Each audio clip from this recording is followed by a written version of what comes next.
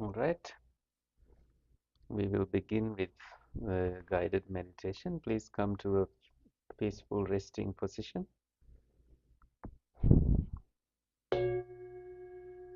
Transcending any worries, troubles from today. You may also close your eyes, place your hands in a comfortable way, comfortable position. Allow the disturbances to disappear like this sound disappearing.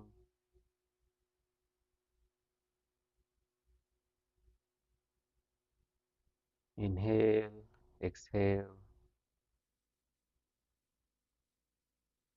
Allow the rhythm of your breath be revealed to your awareness.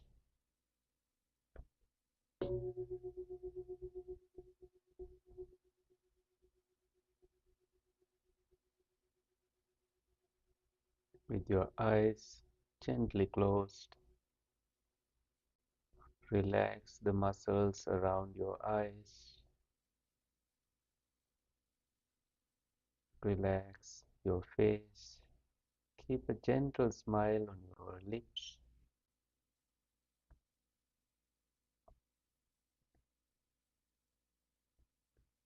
Relax the back of your head. Relax also your neck, your shoulders,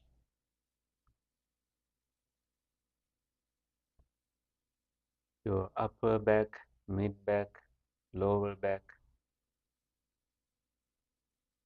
Relax also your chest, abdomen, keeping your upper body straight and always make sure you adjust your posture according to your comfort level.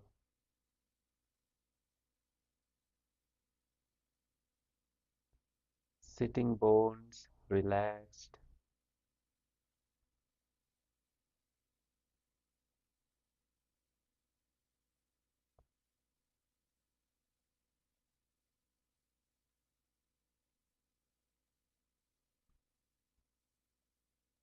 Sitting muscles, your knees, the shin bones, your ankles, the soles of your feet, your toes, all relaxed.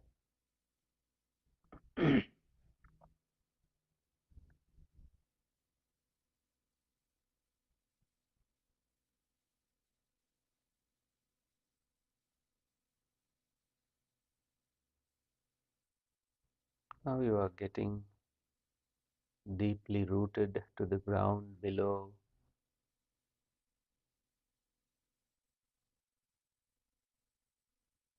Come back to your breath again.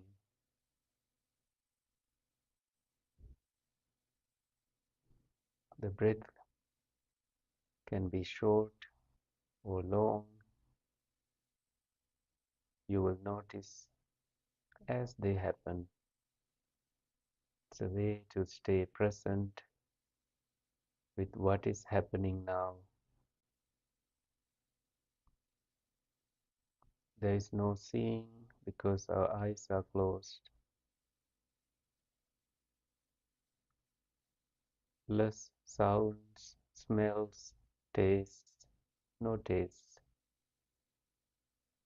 Also, physical sensations will be calming as you stay still, relaxed. The thoughts become less and less. So visual images disappear, they come and go.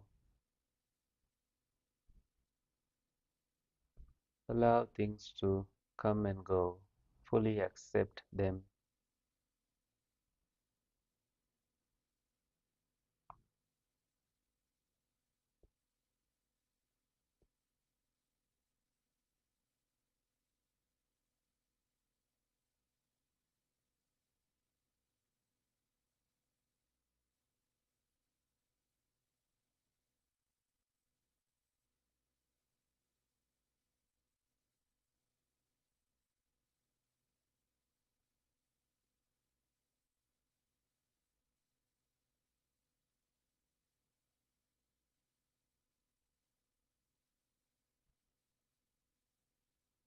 Mindful, you breathe in, mindful, you breathe out,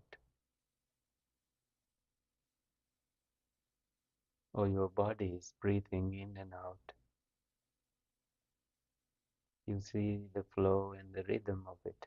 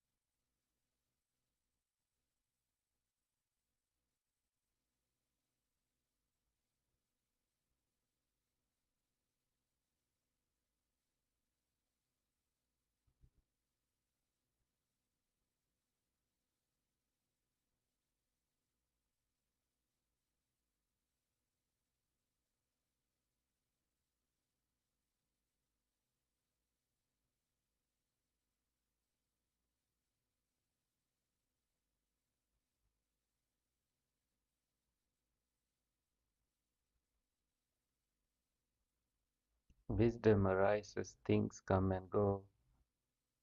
Wisdom that you are not doing them. There is no need to build stories or build reactions or react to anything. They're just happening. And you come back to the breath that is happening, not in the past, not in the future, but here and now.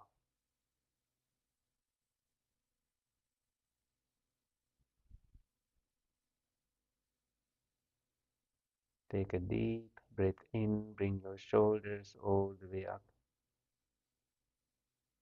and drop your shoulders as you breathe out. Let's do that again.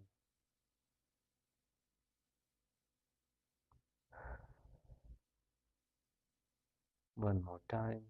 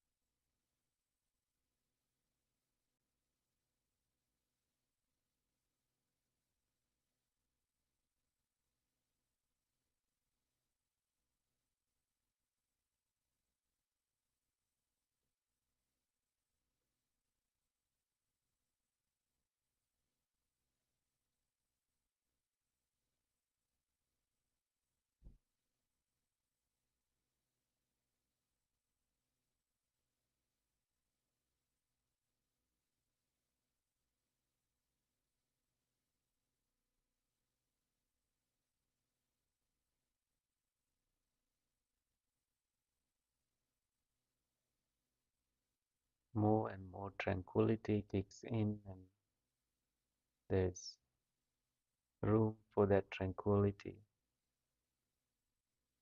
in your body. Feel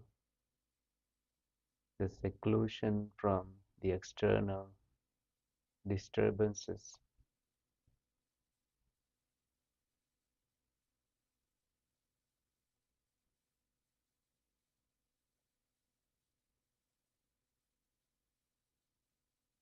Attention, your attention to breath disappears, just like the breath disappears, and you rediscover it and stay present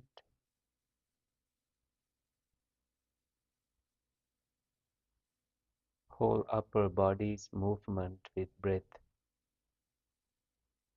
is noticeable now that you pay attention fully to this inhaling process and exhaling process that is naturally present.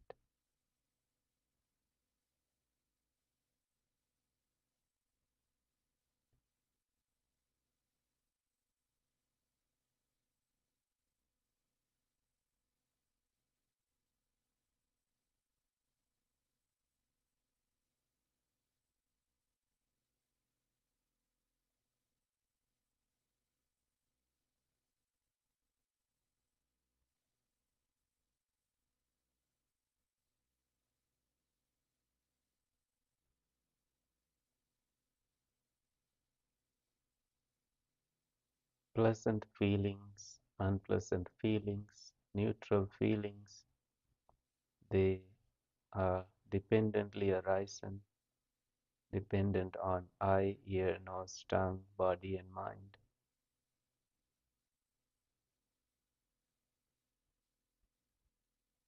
They constantly disappear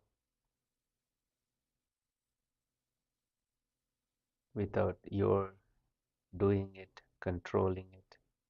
See that wisdom, the non self nature of their arising and disappearing.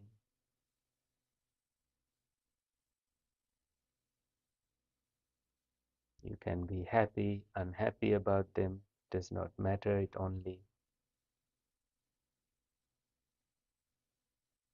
adds more into the fuel of craving,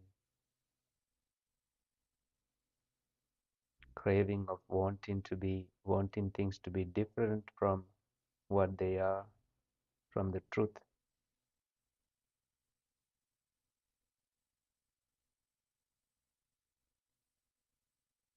Then we choose acceptance, letting things be, observing things as they arise and disappear.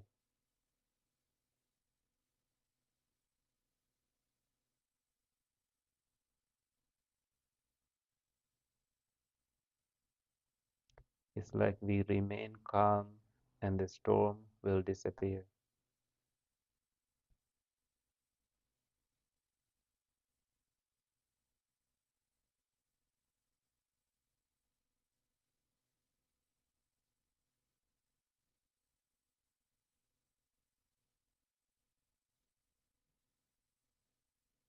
Take a long breath and exhale.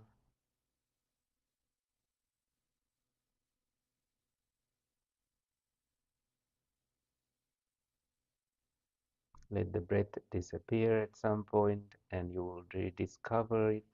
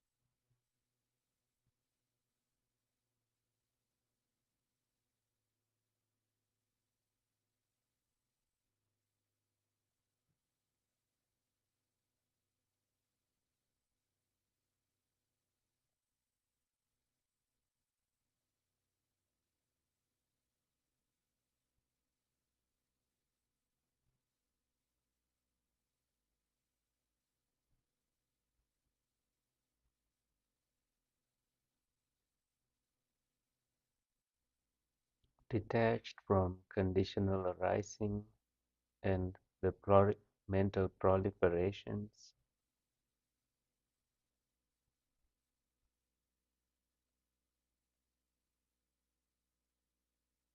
the things that have arisen, taking control of our being, we see a glimpse of mental purity, calm abiding in this constantly changing experience of a being.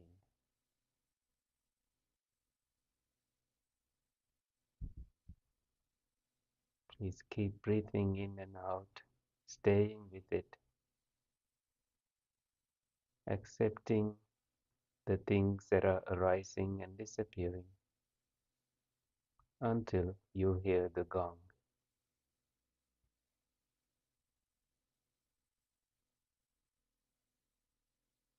in a couple of minutes.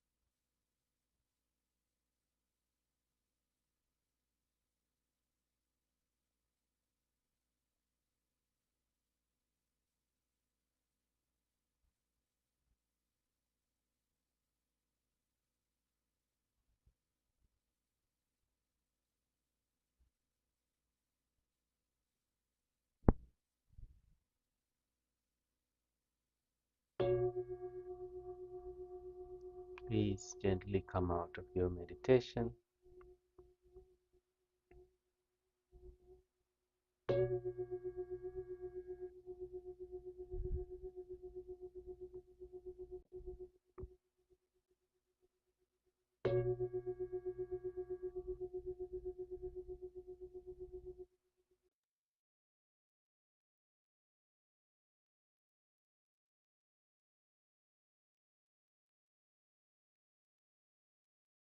Okay, let's go to today's reading. This may be a little difficult to understand, but the basic concept is like something that is produced by an illusion. Say, we created a tiger right here in this room, and we created it, and this tiger is now going to kill us. And that's the idea of how the mind works that this book is trying to read and help us understand. Uh, so we will read and then see if that idea comes clear to us. We are going to read on page 6 first. Um,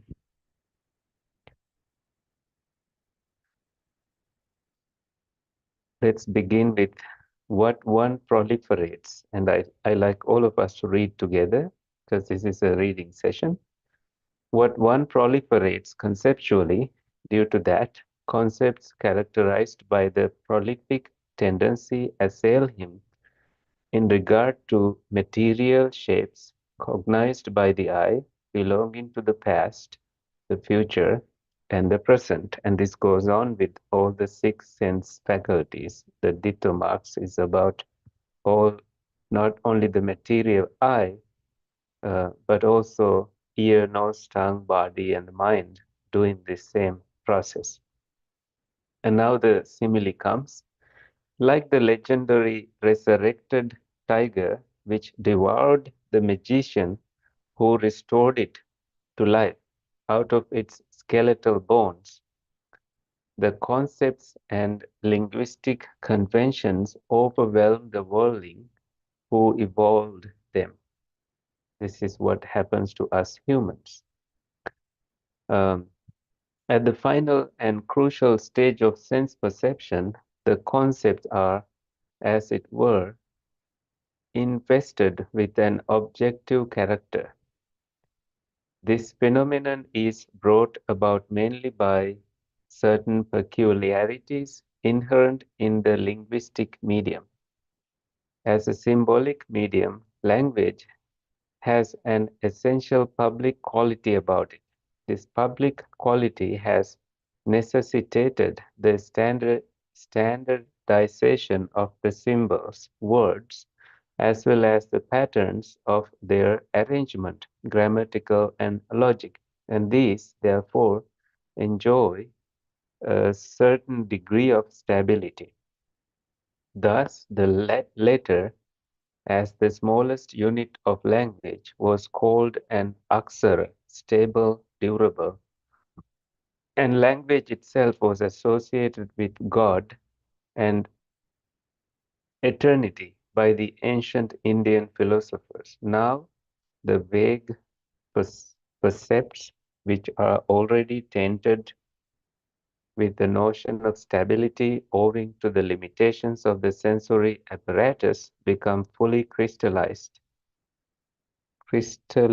crystallized into concepts in a realm of ideation.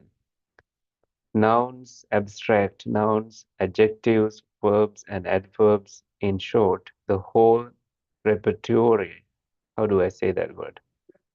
Repertoire of language, thank you, assumes a certain substantial character by virtue of its relative stability.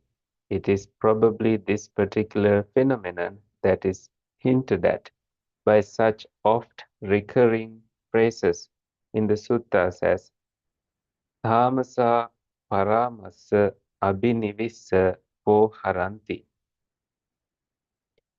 Having ceased tenaciously and adhering thereto, they declare, and Takkapariya Hatha, hammered out on the anvil of logic, as it were, cited in connection with dogmatic theories, which themselves are called Ditthijala, veritable networks of views.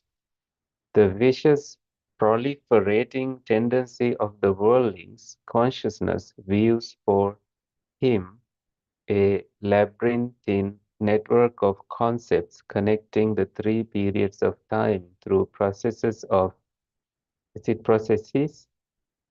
Processes of recognition, retrospection, and speculation. The tangled maze, with its apparent objectivity, entices the worldling and ultimately obsesses and overwhelms him. The Buddha has compared the aggregate of consciousness to a conjurer's trick of an illusion, Maya, and we may connect it with the above mentioned image of the resurrected tiger. The Buddha at some point says, Mayupa, Mayupamacha Vijnanam, which means the consciousness is like an illusion. It's a product that is produced and ultimately it reproduces many other things, such as anger and hatred, greed, wanting, and that oppresses the human mind, especially when we don't receive what we want. The Buddha says, when we don't get what we want, then there is suffering. and we are told to recognize it and work on it, work on understanding this truth about the human mind, also the languages and the ways we perceive things, and undo it. Try to see the truth about it to remain unaffected as from these as much as possible. So let us read a little bit more. It must be confessed at this stage that our interpretation of the Madhu Pindika formula of sense perception, this is something we read before, differs to some extent from the advanced by Buddhaghosa. He is a commentator who wrote Pali commentaries to the sutras. Besides rendering Papancha Sanya Sankha as Papancha Kottasa, parts of Papancha, Papancha means proliferations, thereby ignoring its essential connection with language, Buddhaghosa pays little attention to the peculiar syntactical arrangement of the formula. This latter peculiarity will be obvious when one compares the above formula with another occurring in the Nidana Sanyutta of the Sanyutta Nikaya. Nidana means causes and effects. So I will read the Pali. Chakkun chavso paticca rupe uppajjati chakku viññānam. Tinnan sangati phasso. Phassa paccaya vedana. Vedana paccaya tanha. Tanha paccaya upadana. Upadana paccaya bhavo. Bhava paccaya jati. Jati paccaya jara marana. Soka parideva dukkha domana supayasa sambhavanti. Ayang lokasya samudayo. Because of, so this is the meaning. Because of I and material objects, monks, arises visual consciousness. The meeting of the three is sensory impingement. What three? I and the visual objects. And then the last, visual consciousness. We become conscious on what we see. And when these three things meet, there is sensory impingement. This is the arising phenomena of an experience. Because of sensory impingement, there arises feeling. What feeling? Either pleasant, unpleasant, or neutral feeling. We don't pay attention to it because when we like something, especially when there is a pleasant feeling, we want more of it. If it is an unpleasant feeling, we dislike it, push it away. Or we choose to remain neutral, or neutral feelings happen, we don't care because we don't see the arising of neutral feelings.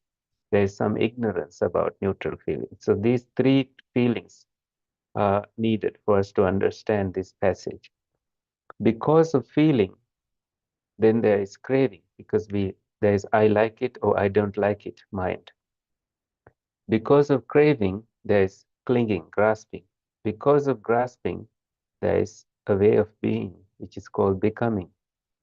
Because of becoming, then we continue to be in that way, and there will be future birth, rebirth process for animals, humans, or birth of actions right here, right now, or birth of thoughts, creating a mental world. There is always this manifestation that happens, birthing that happens.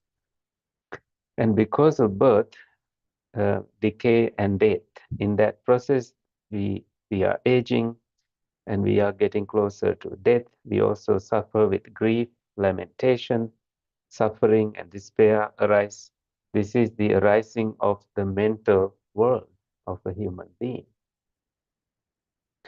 In this case, the formula of perception is seen to branch off towards the stereotyped formula of dependent or arising, paticca samuppada. The aim here is to illustrate the fact of dependent arising. The Madhupindika formula, on the other hand, has a different purpose, and this we may ascertain from a study of the context. It must be noted that the formula in question is, in effect, a commentary by Mahakachana on the following brief discourse by the Buddha. Yato nidanang bhikkhu purisang papancha sanya sankha samudacharanti ettache natti abhinanditabbang abhivaditabbang ajjhosetabang esevanto raganusayanam esevanto patiganusayanam esevanto ditthanusayanam esevanto vichikiච්ඡानुsayanam esevanto mananusayanam esevanto bhavaraganusayanam esevanto avijjanusayanam esevanto dandadana saddhadana kalaha viggaha vivada tuvantuva pesunya musavadanam ettete papaka akusala dhamma aparisesa nirujjanti. This is very profound. Let's try to understand this in English. If, O monk, one neither delights in nor asserts nor cling to that which makes one subject to concepts characterized by the prolific tendency, then that itself is the end of the proclivities to attachment, aversion, views, perplexity, pride, ignorance, and attachment to becoming.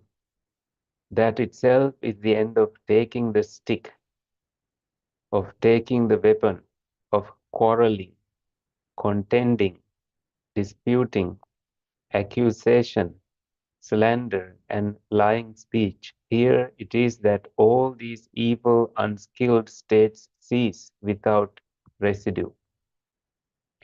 At least when someone is reflecting this way, you can see that it is pointless to argue with somebody, that it's overwhelming anyway to argue with somebody and you give up. And it's overwhelming to take a stick and hit somebody or punch on somebody's face. That only exerts our energy.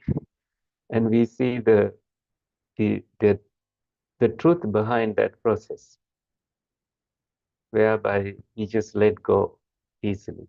Isn't that so true that when that truth is revealed to us, we are like, forget it, just let it go. This is what the Buddha was trying to teach, and this is the philosophy behind that teaching that he was trying to teach. Again, monks did not understand it at first. So this book explains their experience. On being requested by the monks who were perplexed by this brief teaching, Mahakachana, student of the Buddha, gives a detailed commentary, and in doing so, he pays particular attention to the word yato nidana, owing to which. Hence, the concluding portion of the formula of sense perception begins with its correlative tato nidana, owing to that. The formula, therefore, is part of an attempt to illustrate how, on account of what, literally, these papancha sanya sankha manage to overwhelm the worldling. Thus, our inference based on the syntax of the formula are not without justification. Indeed, we may add in passing that this sutta, which has been so aptly titled Madhupindika, honey bowl, by the Buddha himself, owing to its immense richness of meaning, has not yet exhausted its flavor at the hands of the commentators. Okay, I think we will stop there for today. I don't think we need any more than that. um, Enough Dhamma is enough, right? Not too much Dhamma. What did you think, or do you have any thoughts that you'd like to share? Every time I read this book, I only read by parts, and I have to stop and let it sit and then come back to it. So I think doing this weekly is important work. And that Professor Hallis's class on Nirvana has recommended this book, so this got me to read it again. This is by a Sri Lankan monk who passed away about 3, 4 years ago.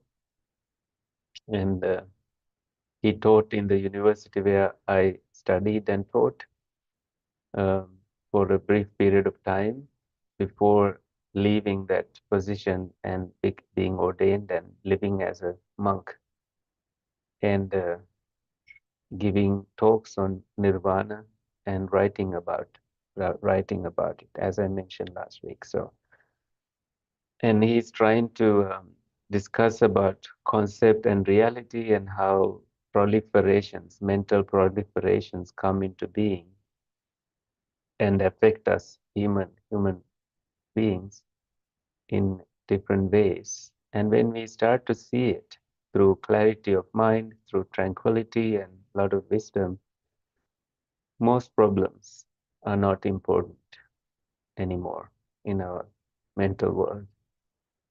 So the wisdom pushes us back to just to a humble experience of just seeing things as they are and letting go.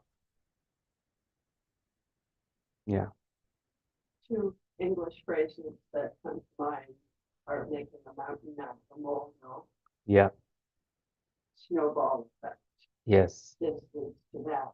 It's bigger and bigger. Yeah. The more you give into it, add to it. Yeah. The snowball is a great metaphor, and seeing a mountain out of a mole, also like seeing crocodiles in a bit of water when there's no, it's just a container which has no crocodiles, but our mind does that all the time, Creates creates a problem and magnifies it. And the tiger example, that there was this magician who saw a bunch of skeletons and created the tiger out of it. And now that tiger kills the magician. This is what happens to us. Most problems are imagined by us humans and made it to a bigger problem than what it is. And our inability to let go creates more tension in us, or inability to see the truth about it in us before we try to correct others. We have to just look at our own mind and say, enough, I'm seeing it and I'm okay and I'm ready to let go and I can just keep my mind free from any mental proliferations. That includes anger, greed, anything. That are just the tigers, the products of the mind. Yeah. Let this teaching teach us more in the future as we sit on it. And shall we conclude? Do you have anything to share? You good?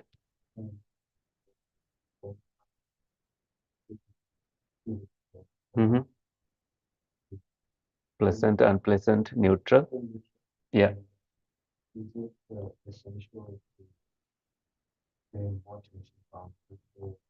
No. In 148 of Majjhima Nikaya, the Buddha says, someone will think that, oh, pleasant feeling is not good. Unpleasant feeling, like feeling also not good. I may stay with neutral feelings. This is because we don't see the arising of neutral feelings, the underlying tendency toward not knowing the truth about neutral feelings makes us think that you can get into a neutral jhana, neutral meditation, and stay there. That itself is misleading. No feeling is our ultimate refuge. It is knowing, the refuge is actually knowing the truth behind or the underlying tendency to lust towards pleasant feelings, underlying tendency toward aversion toward unpleasant feelings, and the ignorance toward neutral feelings. So those are like, they are sleeping under and they can wake up anytime. So see it and let go. Because at the time of the Buddha, his first two teachers, Alar Kalama and Uddaka Buddha, before he became the Buddha, took neutral feelings, basically infinite space and no, nothingness and neither perception and no non-perception, like so much equanimity as these are like neutral feelings as their escape, and they died in those states, and that was not a good escape, that they are still stuck in some place. So the Buddha's liberation is about seeing the truth about all these mechanisms and then not taking that there is any refuge anywhere. Good question. Read 148, middle length discourses. Okay. It's called Six Sets of Six. It's about non-self theory and more of this. Yeah. Mm. Good. Let's share merits. Please join your palms together and join with me with this wish.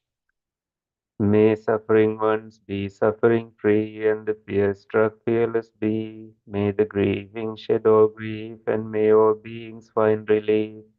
May all beings share this merit that we have thus acquired for the acquisition of all kinds of happiness. May beings inhabiting space and earth, devas and nagas of mighty power share this merit of ours. May they long protect you and protect the Buddha's teachings. Sadhu, sadhu, sadhu. Right. Thank you for listening. Thank you for coming.